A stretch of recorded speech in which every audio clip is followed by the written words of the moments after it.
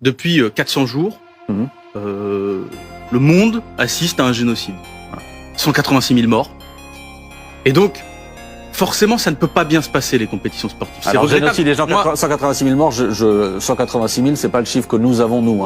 Alors, c'est la revue que vous avez, ça vient d'une revue que vous avez pourtant beaucoup citée pendant le Covid, parce que c'est la revue la plus prestigieuse scientifique qui s'appelle The Lancet. The Lancet. Mais je sais d'où vient ce chiffre, je sais d'où vient ce chiffre, mais ce n'est pas le chiffre que nous donnons, ce n'est pas, par exemple, le chiffre que communique le ministère de la Santé. Mais vous savez quoi? Je vais vous dire, il y a une solution toute simple pour savoir combien il y a de morts.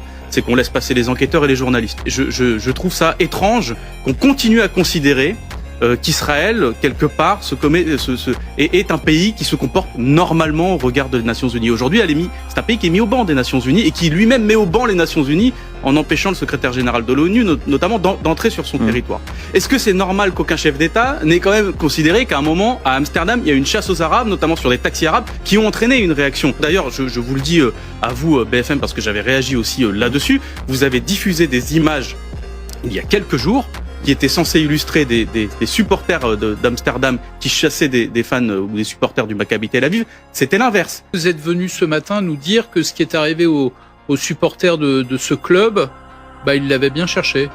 Mais vu que vous m'écoutez pas, vous avez sûrement pas... Vous venez de dire. Non, vu que vous m'écoutez si pas. Vous expliquez que c'est pas eux qui ont commencé, et donc d'une certaine manière, ce qui leur est arrivé, ils l'ont cherché. Je dis juste comment est-ce que ça aurait pu se passer autrement, monsieur Neumann. Quand vous avez des gens qui arrivent en disant mort aux Arabes. Monsieur Neumann, mais je ne vous ai pas entendu une seule fois condamner la chasse aux Arabes qui a eu lieu dans les rues d'Amsterdam par les supporters du Maccabi Tel Aviv. Est-ce que vous la condamnez, cette chasse aux Arabes? C'est-à-dire que vous avez parlé, j'ai la citation, de hordes de supporters d'Amsterdam qui couraient après des supporters du Maccabi Tel Aviv. C'était l'inverse. Et c'est la journaliste qui a pris ces images qui le dit. C'était des supporters du Maccabi Tel Aviv qui couraient après des Arabes.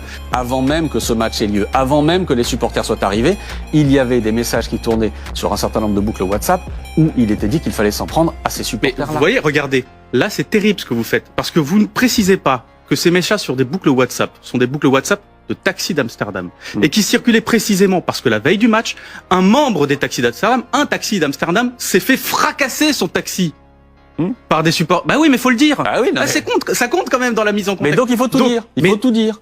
C'est ce que je vous invite à faire. Je suis d'accord, mais c'est ce que je vous invite à faire. Ce qui s'est passé à Amsterdam, c'est les agressions de supporters du Maccabi Tel Aviv. Est-ce que ce sont, à vos yeux, des actes antisémites? La question, elle est simple, c'est oui ou c'est non. D'accord.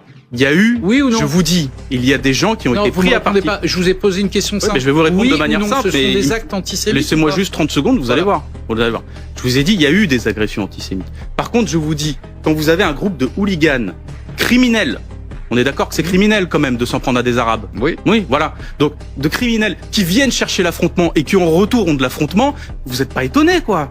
Vous n'êtes pas étonné que des gens qui viennent faire la chasse aux Arabes se fassent frapper par des Arabes. À un moment, les gens vont pas se laisser non plus frapper dessus. Vous voyez, le problème, c'est que dans votre présentation des événements, on vous dit, il y a des messages sur des boucles WhatsApp. Oui, c'est des boucles WhatsApp de taxi qui sont un peu échaudés. Ils ont pas raison d'appeler à la violence. Mais qui sont quand même échaudés parce qu'un de leurs collègues s'est fait fracasser son taxi et s'est fait battre par des supporters du Maccabi Tel Aviv. Dans ces conditions-là, ça ne peut pas bien se passer. Avec un pays qui commet un génocide, ça ne peut pas bien se passer. Rentrez-vous ça dans le crâne. Pardon, c'est vous qui utilisez ce mot, hein.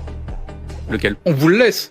C'est vous qui dites, comme un fait acquis, qu'un pays est en train de commettre un génocide. Oui. C'est vous qui le dites. Non, il y a beaucoup de gens qui le disent. Non, c'est vous qui le dites. Alors, par exemple. Non, attendez, non, on va pas refaire ça. On va laisser ce débat-là à la justice internationale. On va laisser ça à la justice internationale, comment dire.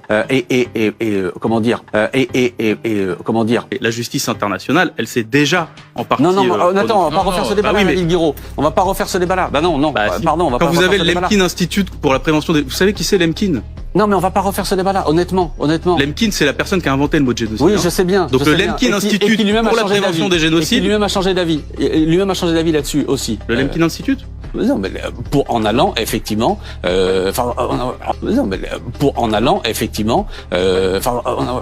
en disant aujourd'hui. C'est M. Neumann qui ouvre le débat. Je suis d'accord. Très bien. Mais on refait pas ce débat-là. Simplement sur ce qui se passe.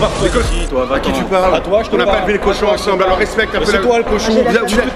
T'es dans la boue du génocide. Des bonnes règles, regardez-le. Ce monsieur est un porc. Il défend un génocide depuis le début. C'est un porc. Il a dit à la nation que ça n'allait pas s'arrêter depuis le début. Ce monsieur est un porc.